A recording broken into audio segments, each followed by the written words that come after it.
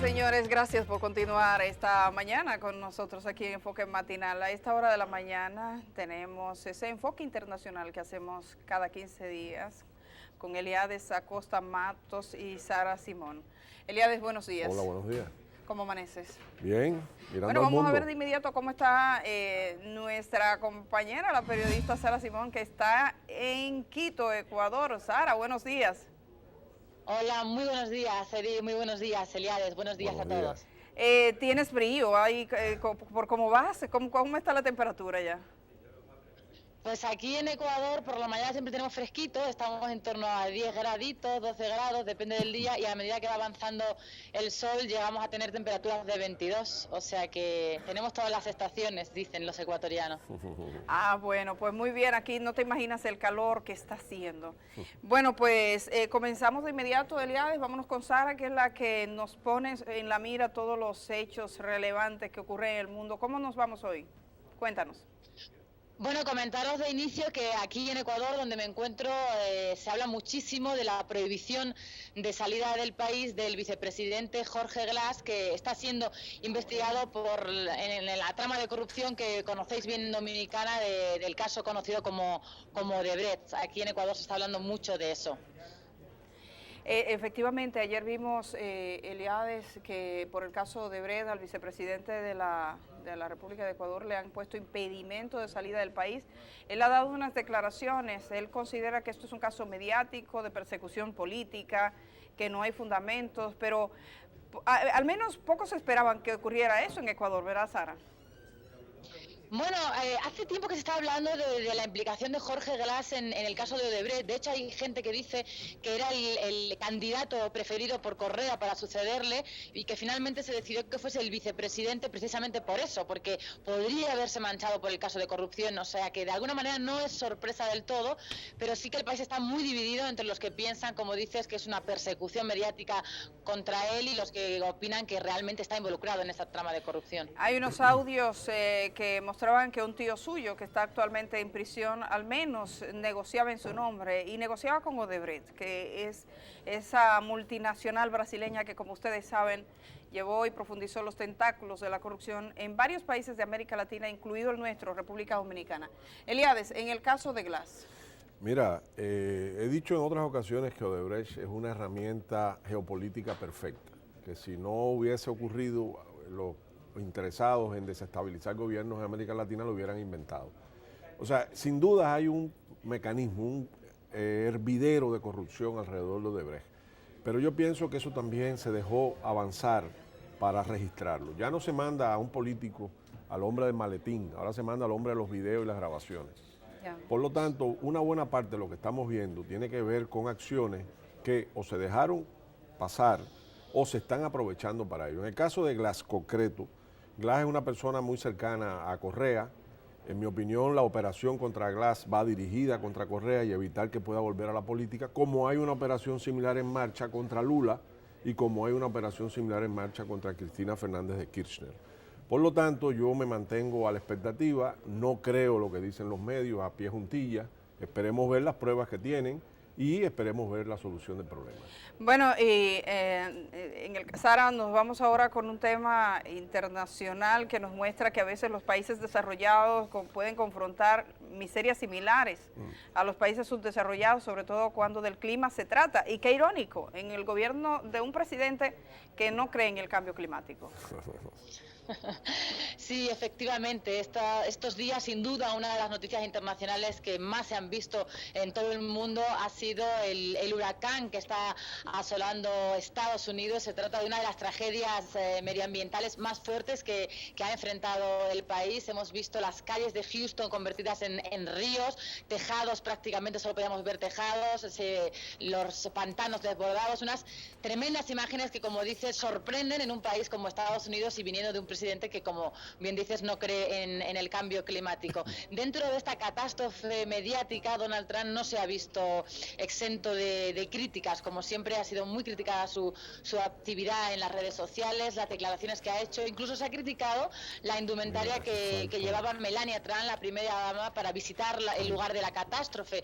Pero más allá de esta anécdota, digamos, superficial, Elías, ¿qué valoración haces de la gestión que ha hecho el presidente americano de esta crisis que algunos consideran la primera gran crisis interna a la que ha tenido que enfrentarse?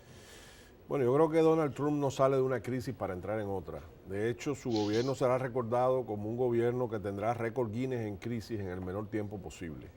Lo que sí es cierto es que hemos visto de nuevo repetirse la tragedia del huracán Katrina en New Orleans, que asombró a la humanidad en su momento porque, como bien decía Edith, no se puede imaginar uno que un gobierno tan rico, un país tan poderoso que es capaz de mantener bases militares en todo el mundo y tener un dominio hasta del cosmos, no sea capaz de prever, organizar a su población, crear infraestructuras que impidan estos desastres. Estos desastres son evitables. Vamos a empezar por ahí. Países mucho más pobres que los Estados Unidos, como Cuba, cuando ocurren golpes de la naturaleza de este tipo, minimizan las pérdidas, que son casi irrelevantes. Sin embargo, hemos visto aquí que colapsan los puentes, colapsan los canales, colapsan las presas, colapsa la infraestructura que debía estar preparada para estas contingencias. Entonces, claro, se gastan, por ejemplo, 400 millones de dólares diarios en la guerra de Irak y se gastan más de 1.000 millones al año solo para garantizar a las tropas en Irak el aire acondicionado.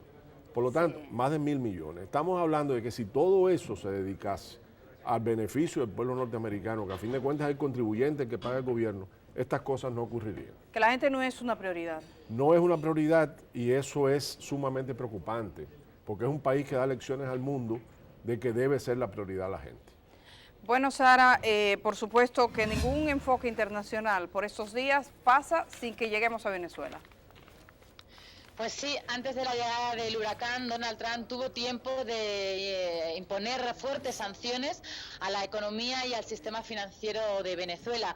Unas sanciones que básicamente impiden que se puedan realizar negocios, se puedan realizar operaciones de manera directa o indirecta con el Banco de Venezuela o con la empresa estatal petrolera. Estas acciones afectarían de manera directa a la capacidad de financiación del gobierno venezolano y a la capacidad de compra y de venta, y de manera también directa a las recientes asociaciones que había realizado con China y con Rusia para desarrollar un proyecto petrolero en la faja del Orinoco, un proyecto que sería determinante para el futuro de la economía venezolana a medio y largo plazo. Eso sí, estas sanciones no impiden que los Estados Unidos puedan comprar petróleo de Venezuela, algo que ha sido muy criticado.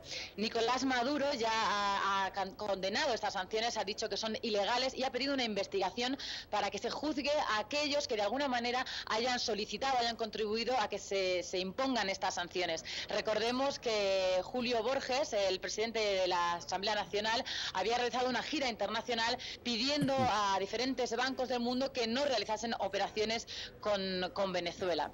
De momento Rusia ya se ha pronunciado, la portavoz del Ministerio de Asuntos Exteriores ha dicho que esas sanciones no van a impedir que su gobierno siga colaborando con Venezuela y han dicho que no admiten sanciones unilaterales sobre un país soberano e insisten en la importancia de que haya diálogo entre las diferentes fuerzas políticas de Venezuela. El diálogo entre las diferentes fuerzas políticas de Venezuela es algo que venimos hablando, que se pide desde diferentes esferas. Esta misma semana era el presidente de Francia, Emmanuel Macron, quien insistía en esa idea.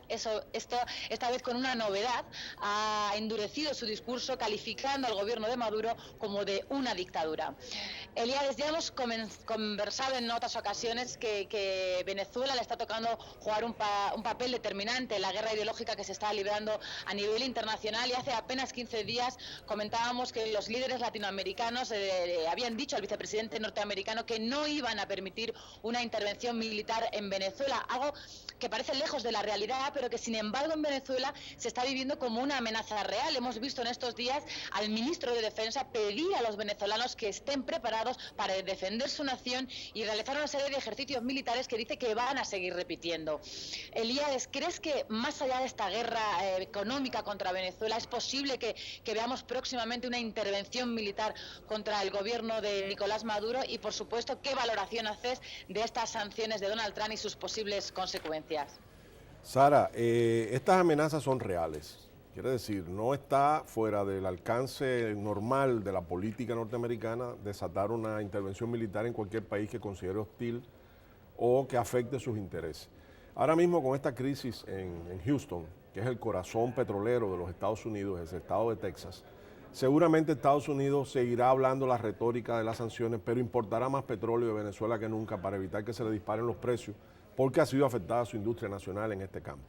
Ahora, las sanciones económicas, y hablemos claro, no estamos hablando de embargo ni estamos hablando de sanciones aisladas, estamos hablando de bloqueo, un término que a los norteamericanos no les gusta, pero que no hay otro para definir cuando usted trata de yugular la vida económica de un país para obtener ventajas políticas. A fin de cuentas, cualquier sanción económica afecta al pueblo venezolano y aumentará todo el nivel de precariedad que pueda tener en una situación como la actual. Las sanciones no funcionan. Vamos a empezar por ahí. Cuba lo ha demostrado con más de 50 años bloqueado, aún bloqueado, y es un país que ha sobrevivido. Corea del Norte tampoco ha dejado de lanzar misiles como si fueran confeti a diestra y siniestra a pesar de las sanciones. Irán continúa sus programas que han sido objeto de sanciones por Estados Unidos y la Unión Europea. Las sanciones no están de ese tipo dentro del marco de la legalidad internacional, violan la ley internacional, además de ser inmorales, porque nadie tiene derecho por objetivos políticos a empeorar la vida económica de un gobierno y de un pueblo. Sí, también esta amenaza militar hay que tomarla en serio.